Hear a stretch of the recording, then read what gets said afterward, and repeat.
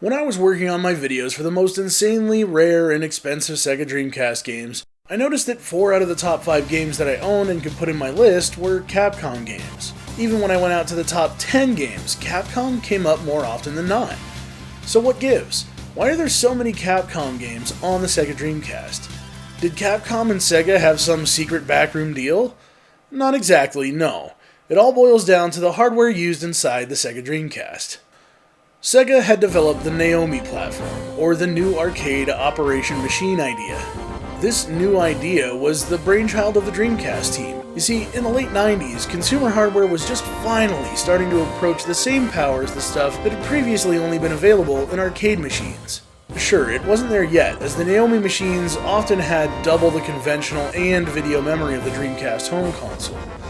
But otherwise, the architecture was remarkably similar, allowing games to simply be scaled down a bit to run on Dreamcast hardware. No major changes or code-based rewrites were necessary. Sega had created several internal divisions, which essentially saw their tasks as doubling their money. They would make an arcade game which they could turn a profit on, and then port it to the Dreamcast with relative ease, and double dip when consumers bought the home version.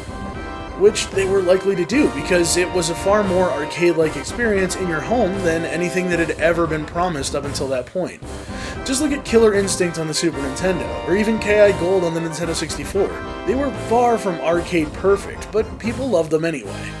Capcom got their start developing arcade games, and finding out that they would be able to do much the same process that Sega was doing, developing arcade games and then gracefully porting them over to the Dreamcast only about 6 months later, it was a no-brainer for a company like Capcom.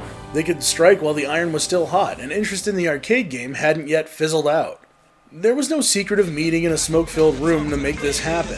Instead, it just made sense for Capcom to license NAOMI from Sega and make many of their games on that arcade platform, which would later allow them to quickly and easily scale things back for an arcade-like release on the Dreamcast. Porting their games to something like the PlayStation 2 would require a team of developers to port the code from the ground up.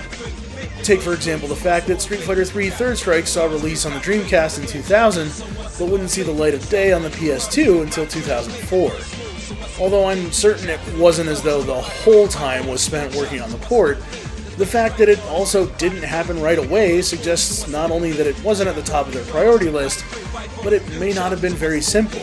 Otherwise, it seems as though it would have happened a lot sooner. This goes a long way to explaining why, although Capcom had a large presence on both Sega and Sony consoles, many of the games did not overlap. Each system had their respective franchises, and often, the games didn't cross over between the systems. It also might explain why Capcom was almost entirely absent from the Nintendo 64.